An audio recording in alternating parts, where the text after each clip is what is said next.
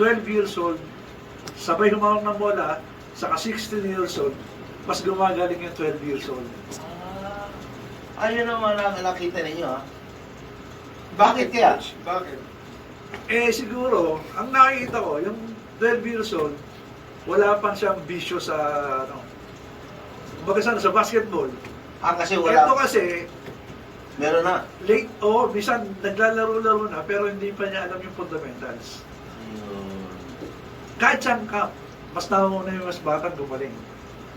Kasi yung fundamentals, Pagsabay doon niya humawak ng bola. natututunan. Pagsabay humawak ng bola. Ayun. Okay. So bata pa rin talaga yung ano. Oo, bata pa rin. So yung chances pala ng anak ko, talaga makikita ko, Oo, mas maano. Mas yung development. Pero, Eh nakita mo rin naman doon sa camp, di ba? Oo, Di ba, may mas matanda sa kanya, pero mas magaling siya. Oo, nakikita. Kaya natutuwa Kasi ako. late na rin naglaro yung isa na mas matanda sa kanya.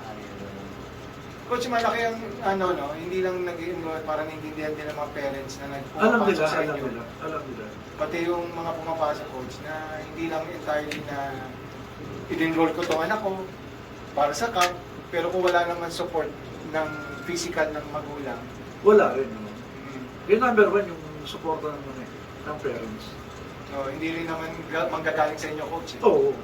Kasi, kakam, hindi susuporta, susunod, hindi na i-enroll. Wala na, tigil yung bata. Tigil yung bata. So number one talaga, kailangan